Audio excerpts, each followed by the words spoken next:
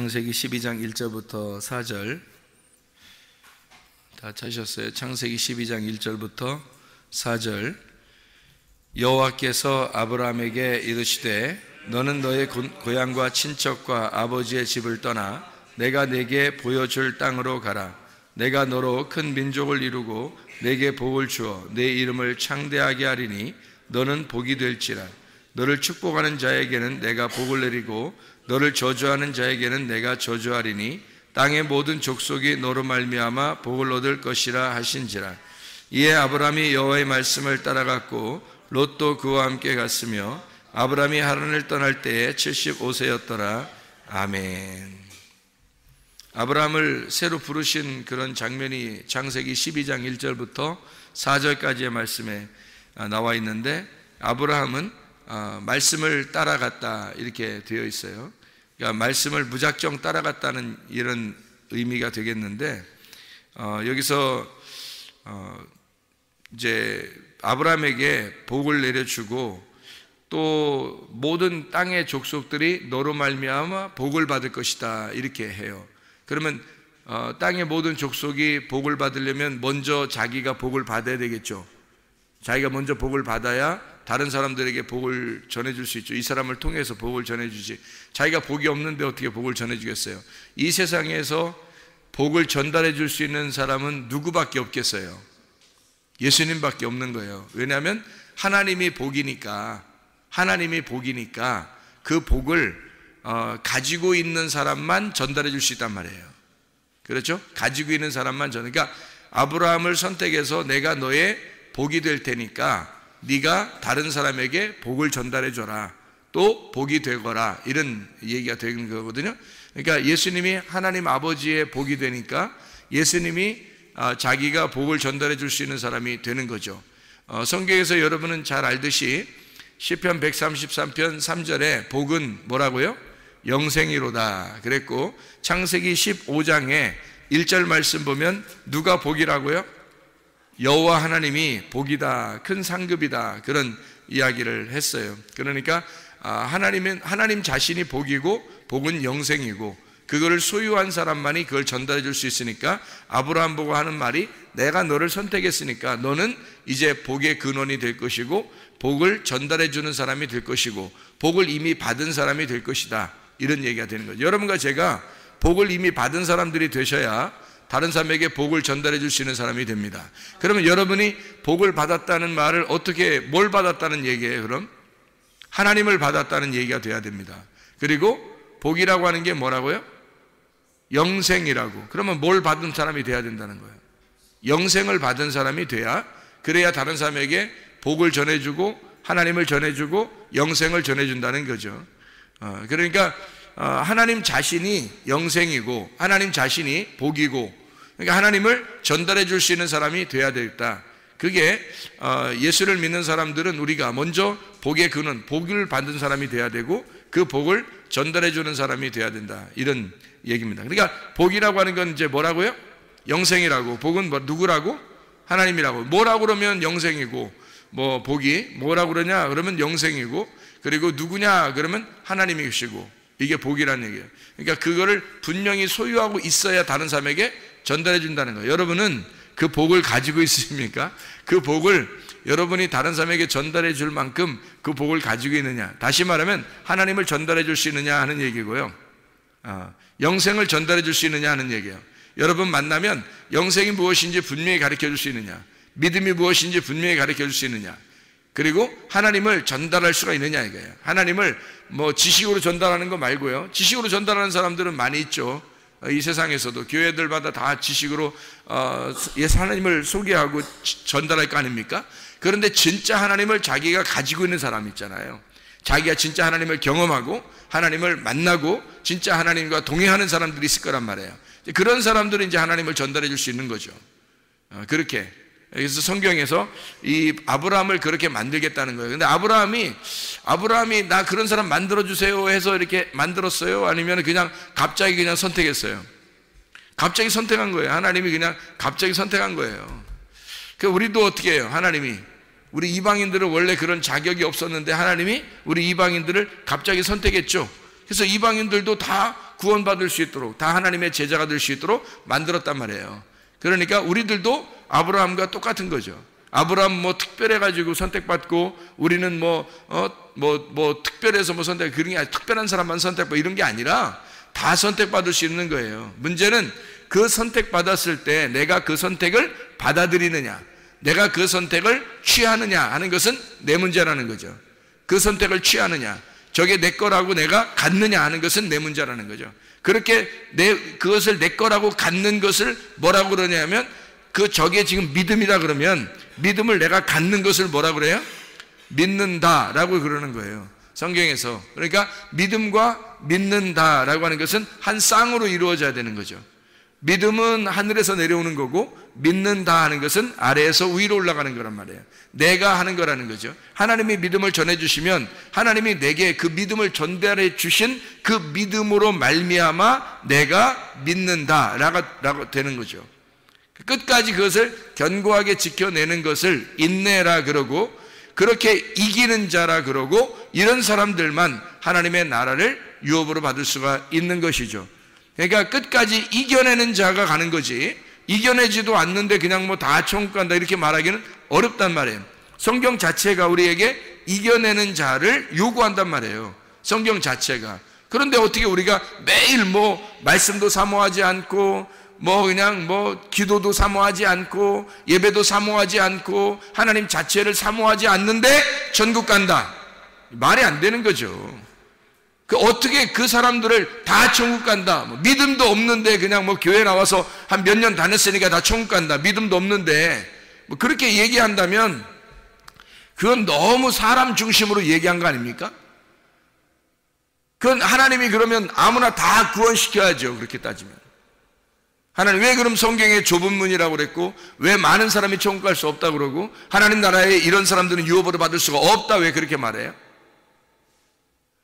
그건 많은 사람이 천국 가지 못하기 때문에 그런 거예요. 실제로 이겨내는 자가 많지 않기 때문입니다. 대부분 다 지는데 그 지는 사람들을 갖다가 막 위로해주고, 당신은 하나님이 사랑하십니다, 뭘 어떻게 사랑한다는 거예요 도대체가. 아니, 제가 성경을 깨닫기는 하나님은 모든 사람을 다 사랑하셔요. 하나님 모든 사람을 다 사랑하는데 그 사람이 하나님을 사랑한 사람은 거의 없다는 얘기예요. 하나님은 모든 사람을 사랑하셔요.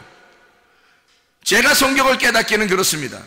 하나님은 모든 사람을 사랑하시는데 하나님을 사랑하는 사람은 몇 명 안 된다는 거죠. 하나님의 구원이, 하나님의 치료가, 하나님의 믿음이 다 내려왔어요. 모든 사람에게 내려왔어요. 그 믿음을, 그 치료를, 그 구원을 붙잡는 사람은 몇 명 안 된다는 거죠. 다 구원받고 다 치료받고 다 믿음 갖고 그렇게 하는 게 아니잖아요.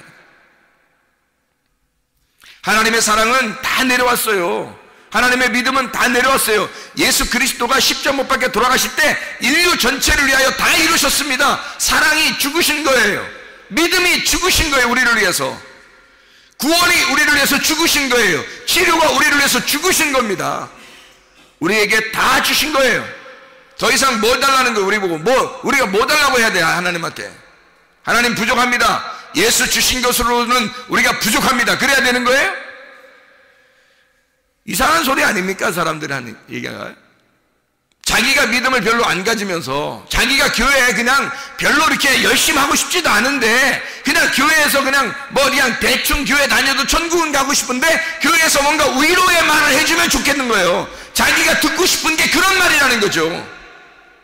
그런 말을 듣고 싶어 하는 거. 그게 땅의 말이지. 그게. 사람들의 말이고 하나님의 말씀은 아니에요. 하나님은 천국에 가는 것이 그렇게 쉽지 않다고 말하고 있습니다. 주님의 신부가 된다는 것은 그 신랑을 완전히 붙잡아야 돼요. 신랑을 붙잡아 놔야 된다고요. 룻처럼 보아스를 붙잡아 놔야 돼요. 보아스가 마음이 안달하도록, 보아스의 마음이 룻을 부인으로 맞이하기 전까지는 자기가 쉬지 못하게 만들어 놔야 된다고요. 룻이 보아스에게. 그래야 그 사람이 신부가 되는 거지. 그냥 대충 그냥 자기는 보아스의 신부가 될 거야 그러면서 그냥 자기는 뭐 집에 가서 놀고 앉아있고 뭐 이러면은 뭐 그냥 보아서 무조건 신부 되는 겁니까? 아니잖아요. 여러분과 제가 교회 다니려면 진짜 그리스도의 신부가 돼야죠. 하나님 나라에 가고 싶다면서요. 여러분 진짜 천국 가는 거가 뭐냐 이 말이에요. 천국이 돼야 된다 그랬잖아요. 천국을 간다는 거 사람들이 그런 믿음만 가지고 있으니까 어쨌든 내가 이 세상에서 어떻게 살든 어쨌든 천국만 가면 돼 막 이런 마음을 갖고 있잖아요. 예수 그리스도가 돼야 돼, 천국이 돼야 돼, 뭐 이런 사람들이 많지 않아요. 예수가 되려면요, 천국이 되려면요 하루아침에 되는 거 아닙니다. 성경에 뭐 예수 믿고 천국 가는 게 하루아침에 되는 거면 성경을 뭐하러 이렇게 많이 써놔요. 성경에다가 복잡하게 그냥 단순하게 예수 믿습니다 하면 그냥 다 천국 간다면 뭐하러 이렇게 길게 써느냐고. 성경에다 삼위일체를 우리에게 설명합니다. 하나님이요 삼위일체를 분명히 오라는 거예요. 완성을 시키라는 거예요. 신부가 되려면 아브라함을 하나님이 불러놓고 여기에서 아브라함이 이삭을 드릴 때까지가 22장인데요 22장이 아브라함이 이삭 드릴 때까지인데요 그때 비로소 하나님이 아브라함에게 네가 나를 어떠한 것보다 네 아들보다 나를 더 사랑하는지 내가 알았다는 거예요. 22장에 돼서야. 그러면 창세기 12장에서 21장까지는 몰랐단 얘기? 몰랐단 얘기. 그 과정에 있었단 얘기예요. 하나님은 다 부르셨는데 그 사람이 끝까지 견디느냐 하는 것은 자기의 문제라는 거지. 아브라함이 이삭을 드리는 것은 자기 문제예요. 드리고 안 드리는 것은 자기 문제라고. 그러니까 이삭을 아브라함이 드릴 때 비로소 하나님이 인정하는 거예요. 여러분 그게 뭐예요? 하나님이 믿음이신데 아브라함을 불렀어요. 믿음이 주어졌단 말이에요. 아브라함을 불렀다는 말은 믿음이 생겼다는 말이고 하나님의 말씀이 들어왔다는 얘기예요. 그러면 그렇게 들어왔을 때 아브라함이 그 말씀을 붙들고 그것을 끝까지 지켜내느냐 하는 것은 이삭을 바칠 때까지 가는 것은 칼을 들어서 찍으려고 할 때까지는 아브라함이 해야 된다는 거죠. 아브라함이 걸어가야 돼요. 아브라함이 변함없이 하나님의 말씀이라는 것을 인정해야 돼요. 의심을 하지 않고 이거 뭐 헷갈리고 막 이러지 않고 끝까지 하나님이 말씀하셨어, 하나님이 말씀하셨어, 아들을 드리라고 하나님이 말씀하셨어, 끝까지 가야 돼요. 한 번도 변함없이. 그리고 아브라함이 이삭을 드릴 때까지 변함없이 그는 칼을 들어야 된단 말이에요. 그때까지 하나님은 기다린다는 거죠. 노아 방주를 지을 때도 그랬죠. 얼마나 오랫동안 지었겠냐고. 학교 운동장만한 걸 3층으로 지었으니까. 그런데 노아 식구 8명만 있었단 말이에요. 그 며느리가 3명이고 부인이 1명이니까 여자는 4명, 남자가 4명인데 주로 남자가 일했을 거라고요. 남자 4명이 아무리 좋은 도구를 가지고 해도 이게 학교 운동장만한 배에다가 3층을 지으니까 이게 보통 문제가 아니란 말이에요. 그런데 하나님이 노아 방주를 지어라, 노아야 방주를 지어라 라고 해놓고 그리고 방주가 완성이 될 때까지 한마디도 안 나오잖아요, 여기 성경에. 그러면 노아가 의심해 볼 만도 하잖아요. 뭔가 이게 문제가 있는 거 아닌가? 이게 진짜 맞나? 한 번도 비가 내린 적이 없는데 진짜 비 내린다는 말이 맞나? 홍수가 난다는 말이 이게 말이 맞나? 헷갈릴 거 아니에요. 그런데 노아는 한 번도 변함없이 그 믿는다, 그 의지를 한 번도 꺾어내지 않았단 말이에요. 그 믿음의 의지를 한 번도 안 꺾었다고요, 그가. 그 오랜 기간 동안에 말이에요. 그러니까 노아가 그 방주 안에서 구원받는 거예요. 그 식구들이 다 같이. 믿음이라고 하는 게 여러분에게 주어집니다. 하나님의 말씀이 떨어지는 거예요. 그게 믿음이잖아요. 말씀이 떨어졌잖아요. 그게 믿음이 떨어졌잖아요. 그것을 붙드는 것은 여러분이 붙들어야 된단 말이에요. 여러분이 붙들고 있느냐, 그 의지를 꺾지 않고 여러분의 혼을, 여러분 정성을, 여러분 목숨을 하나님 앞에 드렸느냐 하는 얘기예요. 하나님은 여러분을 사랑하셨어요. 여러분을 구원하셨어요. 여러분에게 믿음을 주셨어요. 그건 하나님 쪽에서 우리에게 온 거예요. 근데 우리는 능동적으로 하나님을 내가 믿어야 하고 그 하나님이 주신 그 믿음을 믿어야 하고 하나님의 주신 그 사랑을 사랑해야 하고요. 하나님이 주신 그 구원을 끝까지 견디어야 한단 말이에요. 그게 3일길이라고요. 그걸 아브라함도 노아도 모든 하나님의 사람들, 여기 성경에 기록된 이 생명책에 이름이 기록된 자들도 다 그 일을 이루어서 한 번도 변함없이 그들은 하나님을 붙들고 살았어요. 변함없이 흔들리지 않았다고요. 의심하거나 뭐 이러지 않았다고요. 의심하고 막 이런 사람들은 다 멸망했습니다. 그런 사람들도 나와요, 성경에. 사망의 저주된 책에 기록된 사람들, 그 이름이, 그 사람들은 광야에 멸망한 사람들입니다. 애굽에서 멸망하거나 광야에서 멸망한 사람들, 그 사람들은 생명책에 기록된 게 아니잖아요. 생명책에 기록된 사람은 여호수아와 갈렙이라고 분명히 나와 있고, 그 사람들은 가나안 땅까지 한 번도 의심하지 않은 사람들이라는 거죠. 그게 믿음입니다. 의지, 정말 내가 내 의지를 하나님 앞에 그 믿음을 드리느냐 이거예요.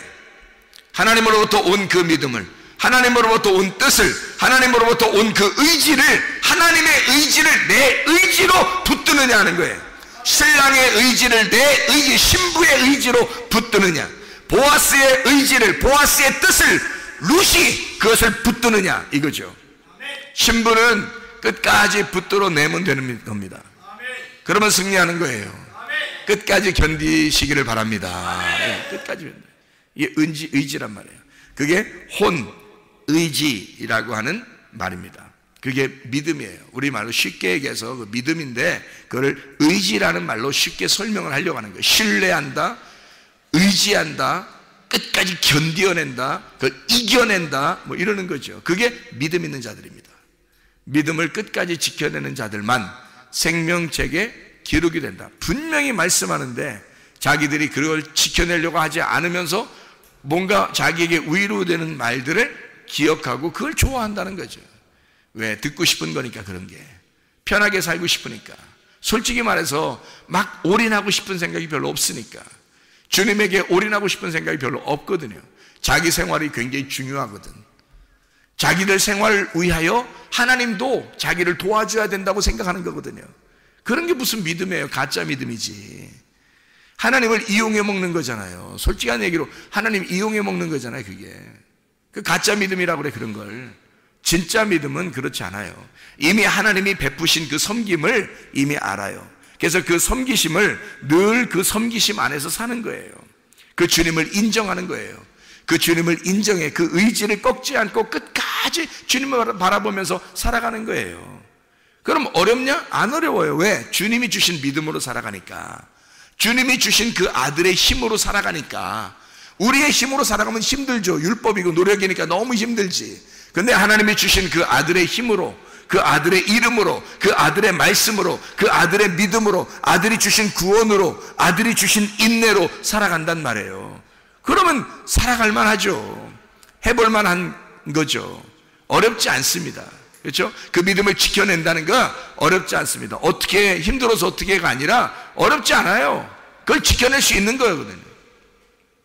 그 믿음에 대한 의지입니다. 자, 아브라함을 창세기 12장에 불렀어요. 갑자기. 참 희한한 거죠.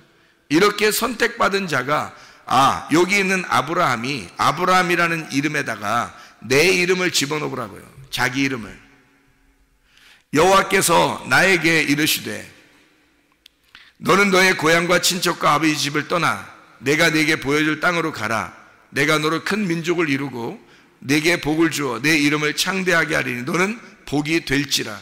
너를 축복하는 자에게는 내가 복을 내리고 너를 저주하는 자에게는 내가 저주하리니 땅의 모든 족속이 너로 말미암아 복을 얻을 것이니라 하신지라. 이에 내가 여호와의 말씀을 따라갔고, 여기까지 이렇게 읽어보시라고요. 아브라함의 이름을 빼고 나라는 이름을 집어넣으니까 어때요? 자기가 그렇게 해야 되는 거잖아요. 뭐 아브라함만 하고 뭐 아브라함 읽으면서 아브라함은 그렇게 하셨대, 이렇게 그냥 은근슬쩍 둥글둥글 넘어가 버리려고? 그런 게 무슨 믿음이에요? 내가 그 믿음을 가지고 있어야죠. 자기에게 그 말씀이 자기에게 말씀하시는 것이 돼야지. 어떻게 아브라함에게 은근슬쩍 넘겨버리고 자기는 그냥 가려고 하는 이거야. 편하게 살려고 하는 자기의 속성이 있는 거지. 속셈이 있는 거지. 그러니까 은근슬쩍 넘어가려고 하는 거지. 솔직히 그게 아니라 아브라함의 그 삶을 정말 내가 살아야 된다라고 하면 이게 보통 문제가 아니거든요. 이게 보통 심각한 게 아니에요. 이거 그렇잖아요. 처음 하나님 부를 때부터 보통 심각한 게 아니에요. 이거 이렇게 산다 그런다면 정말 힘든 인생이에요.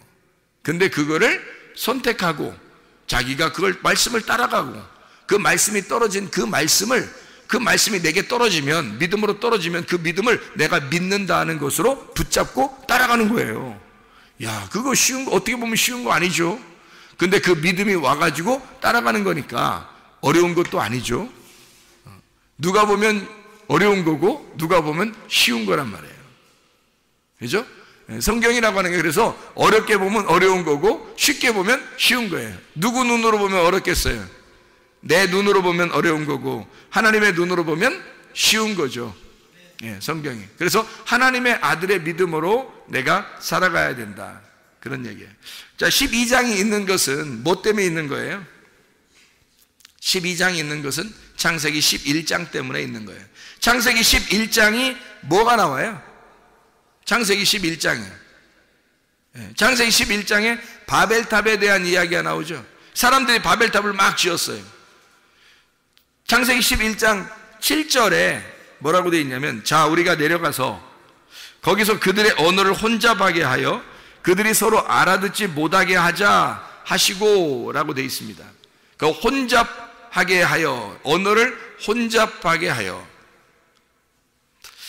그러니까 언어가 이게 하나가 되니까, 사람의 언어가 하나가 되니까 막 뭉치기 시작한 거예요. 뭉쳐가지고 쭉 이렇게 올라온 거거든요. 그때 하나님이 이 언어를 갖다 싹 흩어버리니까 언어들대로 싹 나눠진 거죠. 그래서 언어를 혼잡하게 한다는 말이 이게 무슨 말이냐면, 이렇게 막 혼잡하게 이렇게 만든다는 게 무슨 말이냐면 바랄이라는 단어거든요. 이 바랄이라는 단어가 섞는다는 단어예요. 섞는다, 넘쳐 흐른다는 말이고요. 이 바랄이라는 단어가 베릴, 혼합된이라는 말입니다. 혼합된 말씀이란 말이고요. 이게 섞여 먹이는 곡물, 섞여 먹이는 식량들이란 말이에요. 거기서 바벨이라는 말이 나온 거예요. 이 바벨, 같은 말이에요. 바랄, 베릴, 바벨, 같은 말이에요. 그게 같은 말로 나온 거예요. 이 바벨, 그래서 혼란하다, 섞인 제사의 제물이다, 이게 바벨. 그러니까 이 바벨은 틀림없이 뭐 하는 거예요? 예배 드리는 모습이에요. 예배 드리는 모습. 그럼 어떤 사람은 예배를 드릴 때 바벨의 예배를 드리는 사람이 있겠죠. 어떤 사람은. 그러니까 하나님은 아브라함을 선택을 해서 아브라함으로부터 예배를 받으시려고 하는 거예요. 그러니까 예배가 두 개가 나누어지는 거죠. 지금 창세기 11장의 예배와 창세기 12장의 예배가 나오는 거죠. 그러니까 예배를 회복하고 싶어서 그러는 거예요. 하나님이 인간을 처음에 만들 때 창세기 2장 5절에 만든 이유가 나와 있어요. 창세기 2장 5절에 만든 이유가 뭐예요? 예배할 자, 농사 지을 자를 찾은 거예요. 그래서 하나님이 생기를 불어넣어서 자기 아들을, 생기를 불어넣어서 아들이 되게 했어요. 그 아들만 예배자가 되게 했단 말이에요. 그게 에덴 동산에 예배를 드리게 했다. 성전을 짓고 하나님의 성전에서 예배를 드릴 제사장을 만들었다.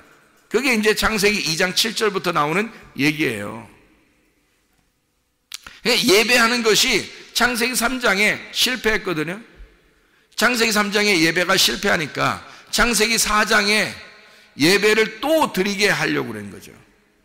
예배를. 그래서 아담과 하와가 자기들이 실패한 예배를 하나님을 찾아가야 되겠잖아요. 그럼 뭘로 찾아가겠어요, 여러분? 여러분 같으면 뭘로 하나님을 찾아가려고 하세요? 예배입니다.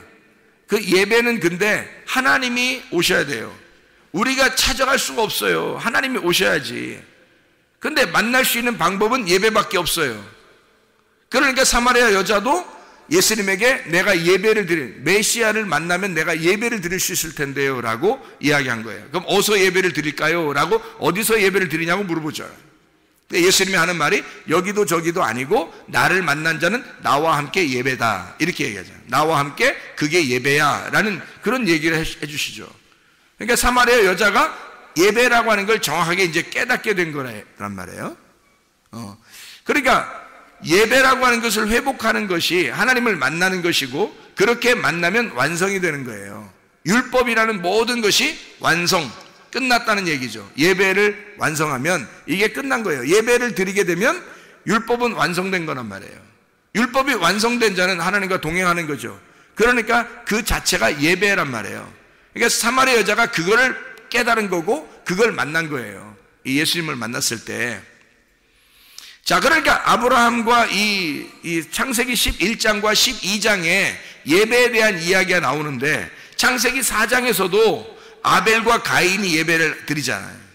창세기 3장에는 예배가 실패했어요. 선악과 나무를 먹어버림으로써 예배가, 에덴 동산의 예배가 파괴가 됐단 말이에요. 그러니까 창세기 4장에 우리가 예배를 드려서 하나님을 만나야 된다라고 했단 말이에요. 거기서 가인은 자기가 농사한 걸 가지고 예배를 드린 거고, 아벨이라는 사람은 양을 가지고 예배를 드린 거예요. 그렇죠?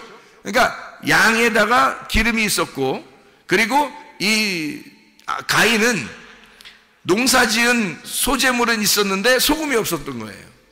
그러니까 소재물에다 소금을 집어넣었어야 되는데 소금이 없는 거예요. 그냥 소재물 자기만 드린 거란 말이에요. 소재물이란 자기 안에 소금이 들어와 있어야 되거든.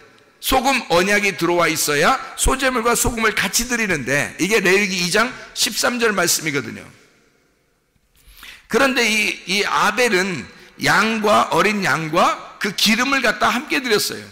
어린 양은 자기를 의미하는 거고, 그리고 기름은 성령님을 의미하는 거예요. 그러니까 그 예수를 자기에게 그 예수와 함께 드린 거란 말이에요. 그러니까 받으시는 거죠. 우리가 살아있는 동안에는 예배만 드릴 수는 없어요. 제사를 함께 드립니다. 그러니까 제사라고 하는 것은 뭐 희생제사를 드린다 이런 의미가 아니에요. 우리가 몸으로 여기 와서 앉아있는 게 이게 제사예요. 원래 예배 자체는 이렇게 몸으로 와서 앉아있을 필요가 없어요. 원래 예배는. 그렇지 않겠어요? 원래 예배가 완성되면 여기 앉아있을 필요 없죠. 예배가 완성됐는데 하나님 아들과 우리가 동일한 자가 되는데 무슨 앉아있어요? 여기서 같이 있을 이유가 없죠. 근데 여기서 앉아있죠. 지금 우리는 언제까지 앉아있어야 되느냐? 지금 앉아있으면서 언제까지 계속 이런 의미가 아니라, 언제까지 이런 앉아있는 예배를 드릴 수 있느냐? 언제까지 뭐 찬양을 하는 예배를 드리냐? 언제까지 우리는 기도하고 예배를 드리고 헌금하고 이런 봉사하고 이런 예배를 언제까지 드려야 하느냐? 이런 제사를, 이게 우리 죽을 때까지예요. 우리 죽을 때까지. 왜? 몸을 가지고 있잖아요. 우리의 몸을 가지고 있잖아요. 이 몸이 없어질 때까지. 이 몸이 없어지면, 육체가 사라지면 하나님 나라의 몸으로 바뀐단 말이에요. 그때는 더 이상 이런 모여서 앉아있는 예배가 필요가 없죠. 이런 제사가 필요가 없죠. 예수님이 오시기 전에 모세는 제사를 드렸어요. 그런데 하나님은 그런 제사를 하나도 받지 않았다고 그랬어요. 그런데 예수님이 오고 난 다음에는 뭘 드리냐면 제사가 다 끝났어요. 제사가 끝나고 예배만 드려요. 예수님이 오시면 제사가 다 끝나고 예배만 드리거든요. 그러면 여러분 어느 시점에 있는 거예요? 지금 우리가 죽기 전이니까, 죽기 전에는 제사가 있는 거죠. 거기다가 예배가 있는 겁니다. 그러니까 제사와 예배가 우리가 죽기 전까지는 계속 같이 있단 말이에요. 이게 동물들이란 얘기가 아니에요. 여러분 자신을 그대로 드리는 거예요. 그런데 여러분 자신이 죽잖아요. 그럼 여러분이 끝났잖아. 여러분이 끝난 거고 예수님만 남는 거예요. 그러면 예배는 다 완성된 거란 말이죠. 그때는 예배만 되는 거예요. 그러니까 하늘나라에는 뭐만 있는 거예요? 그러니까 하늘 예배만 있는 거예요. 땅의 예배가 없는 거예요. 이해가 돼요?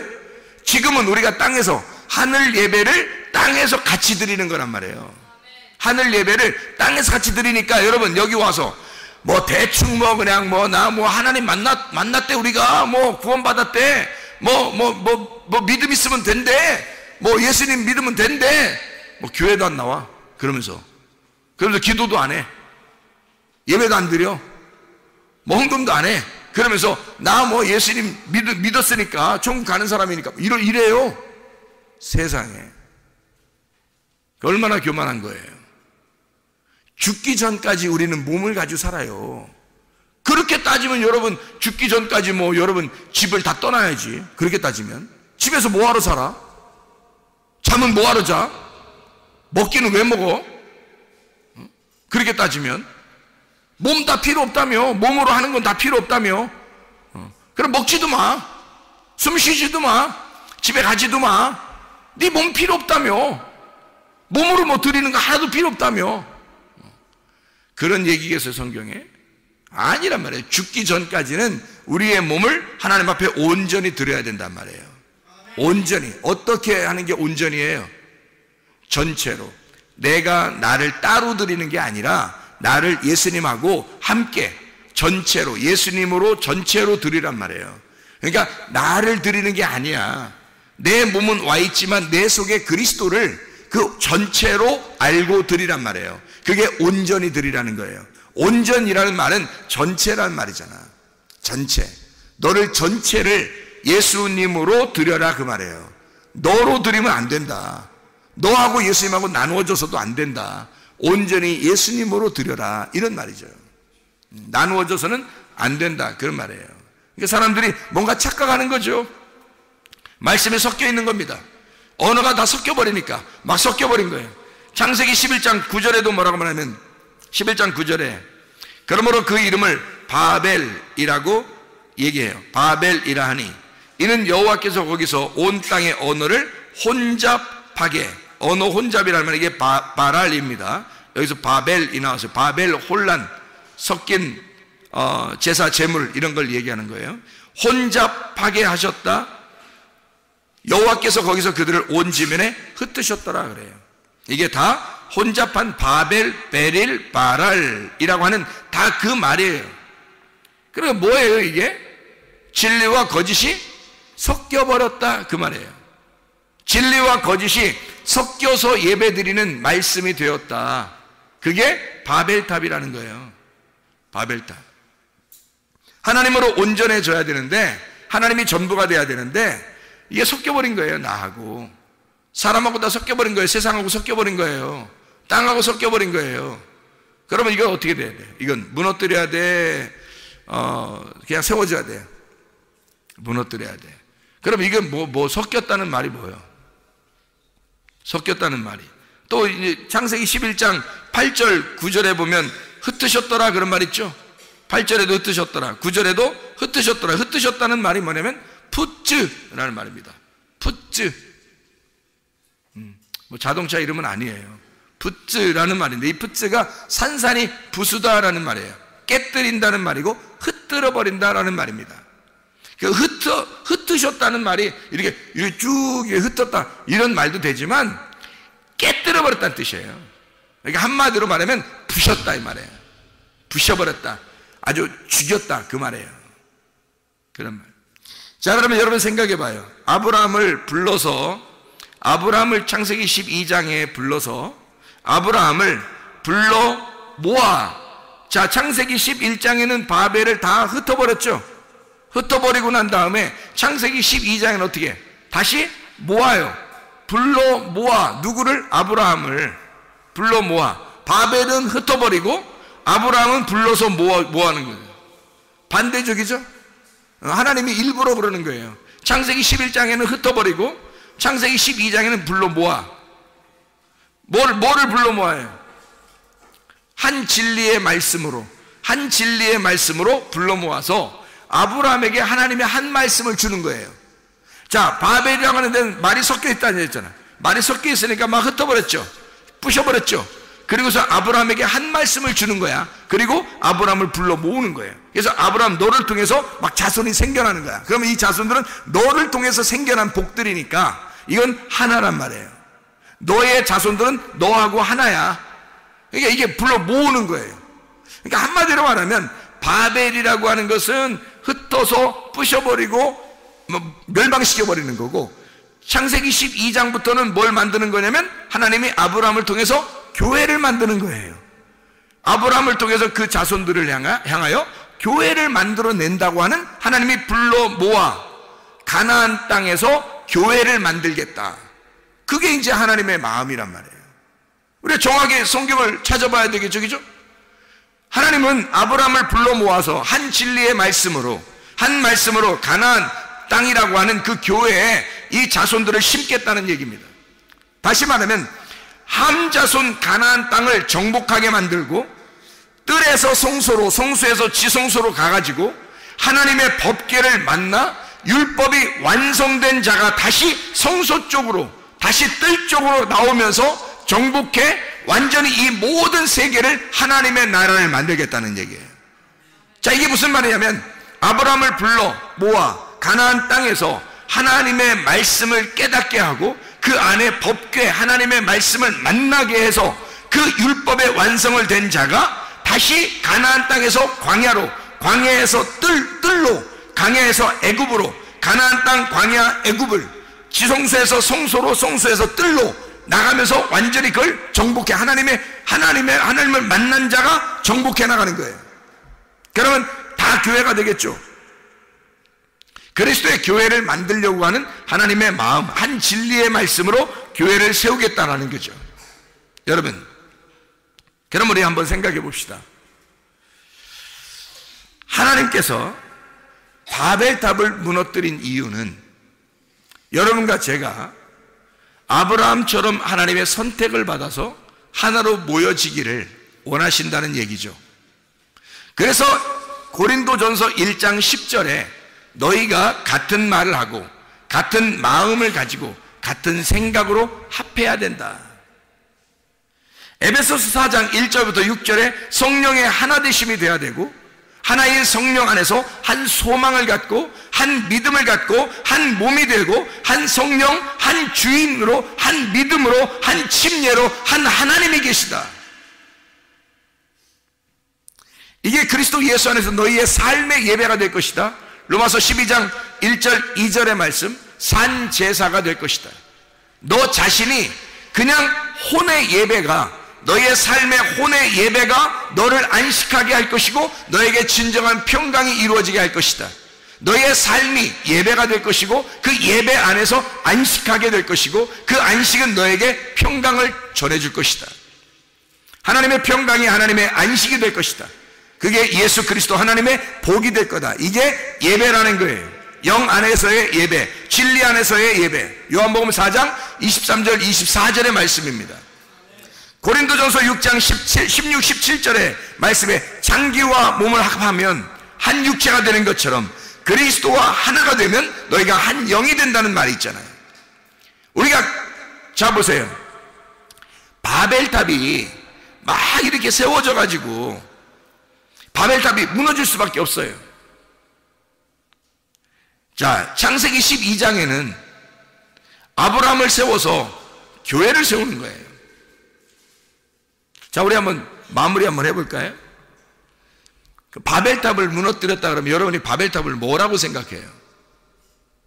바벨탑을 일부러 하나님은 뭐라고 그랬냐면 흩어버렸는데 그걸 왜 바벨이라고 했을까? 이게 바랄, 베릴, 바벨 이렇게 일부러 불렀단 말이에요. 왜 그랬을까? 섞어 놓은 것입니다. 섞어 놓은 거예요. 왜 그럼 이것을 섞어 놨을까? 무너뜨려 버리려고. 무너뜨리기 위해서 섞어 놓은 거죠. 그러면 섞어진 거는 다 무너져야 되겠네. 그렇죠? 그럼 한번 생각해 봐요. 진리의 말씀과 거짓의 말씀이 섞이면 무너지겠어요? 안 무너지겠어요? 무너져야 되겠죠. 진리의 말씀만 있으면 무너져요? 세워져요? 세워지겠죠. 자, 창세기 11장에는 진리의 말씀과 거짓의 말씀이 함께 있는 거고요, 섞여 있는 거고요. 창세기 12장에는 진리의 말씀만 있는 거예요. 자, 여러분이 어디를 선택해서 살겠어요? 어떤 믿음으로 살겠냐 이거예요. 바벨탑은 땅에서 어마어마하게 크게 거대하게 땅에서 위로 쭉쭉 올라가는 그런 성입니다. 한마디로 말하면 어마어마한 세계에서 가장 큰 성전이에요. 세계에서 가장 큰 예배당일 것입니다. 세계에서 가장 큰 성전이고 세계에서 가장 큰 성이에요. 바벨탑이에요.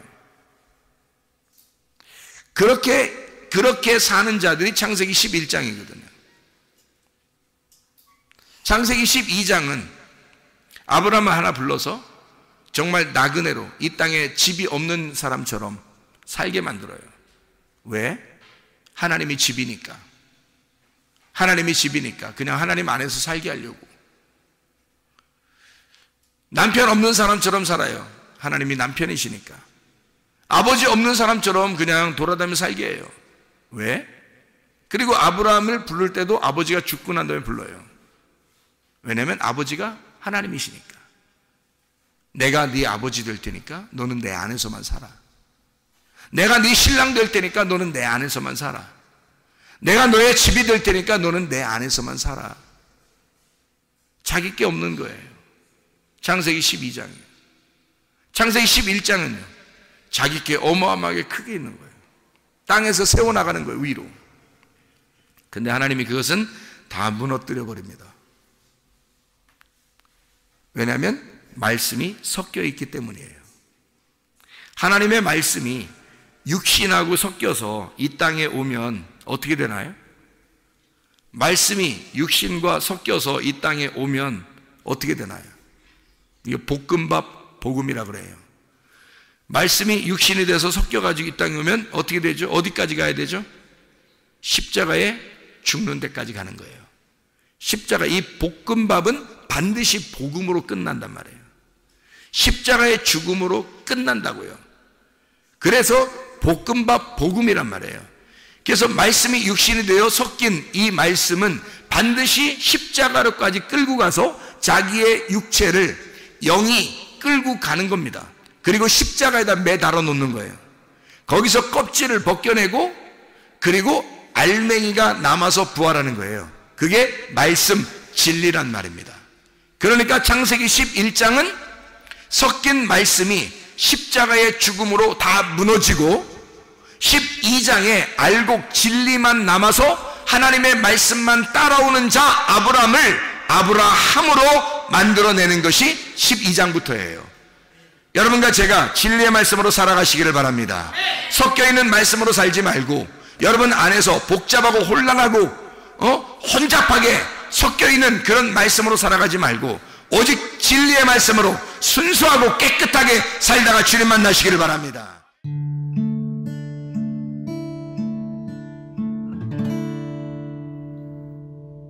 내 속에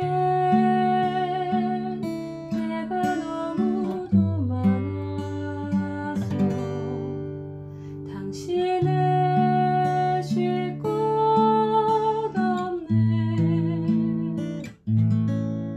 내 속에 헛된 바램들로 당신을 변할 곳 없네. 내 속에